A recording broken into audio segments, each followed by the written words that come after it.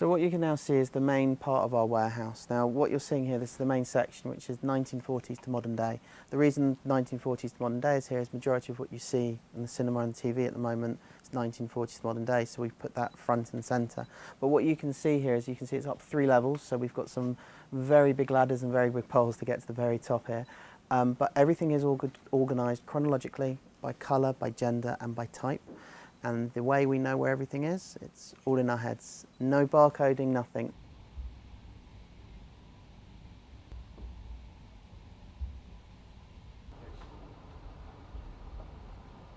Welcome to our uniform department. Uniforms are split into 2 departments. One is civilian and one is military. Where we are at the moment is the military department. Now you can see here it's all split into chronological order. So you've got the beginning of the military as we know it up until maybe the 18th century when they used to wear colours and everything like that. And then as you go around, you'll actually see we've actually got what we now see as modern military, which is the green and the khaki for the army, the blue for the navy, and the light blue for the Royal Air Force. We can do any costumes from any period, any army, probably minimum about 100 costumes per film.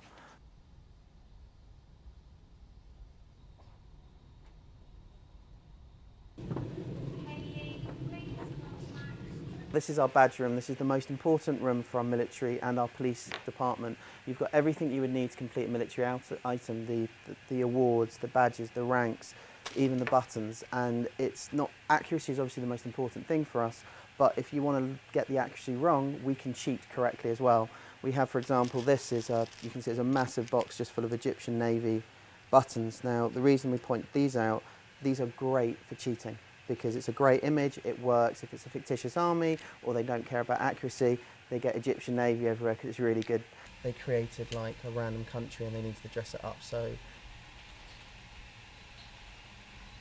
This is the civilian uniform section. We've just left military uniform. And what civilian uniform is the police uniforms, it's pilots, it's air hostesses, it's police all through the ages, fire, ambulance drivers, fire engine, traffic wardens, train drivers, prisoners, prison guards, anything from all over the world we have to be able to do. And we're not talking about one item or 2, we're talking about 100, 200 items. And to do that, you then need all the accessories, and that means all the hats, the belts, the bags, the boots, even the socks are a completely special item.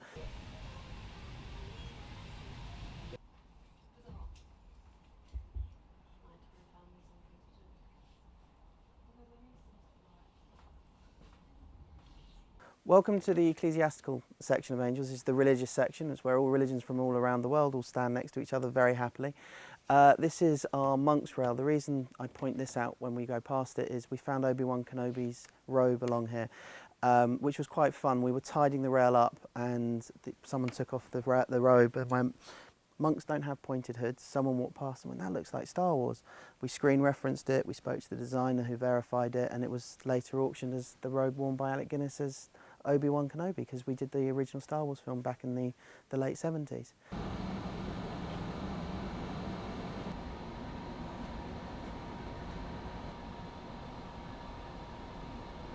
So what we have here, this is our Oscar wall. Now every poster on this wall has won the Oscar for Best Costume Design, and we've been involved in some small way.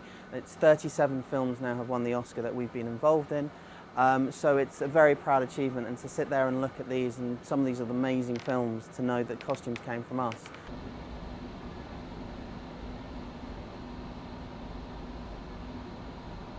Titanic was always one of my favourite stories because there was a load of the costumes made for that were all reverse print, so they could flip it to make sure it was all that one way. So you walk into a room and there's all these things saying White Star Cruise line all backwards, and I never knew why until I suddenly listened to someone who worked in the film and they explained it to us. Jumpers with this as well. We've got these fantastic samurai outfits which featured in the production 47 Ronin.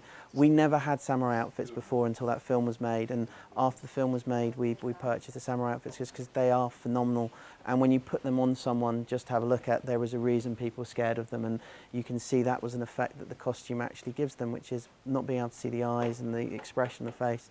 It just makes you some of the scariest things to see in front of you.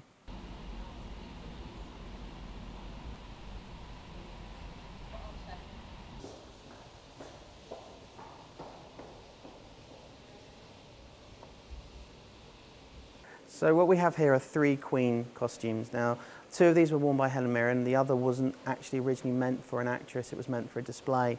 But what was so stunning about this is the 3 costumes for the same person at different periods of their life. These 2 were worn by Helen Mirren in the film The Queen.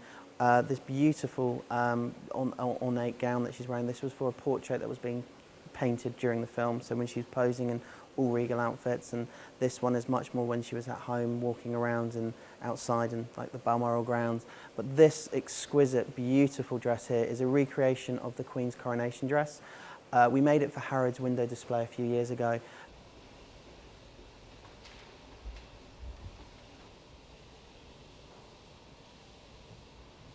We never thought this would ever be worn by an actress because it was made quite specifically to the Queen's measurements at the time, and we didn't think actresses would be that size and shape anymore. But there's a new TV series being made called The Crown, and the actress playing Queen Elizabeth in The Crown wore this dress for the coronation, so I was very happy it got used again because it's stunning and it deserves to be seen as much as possible.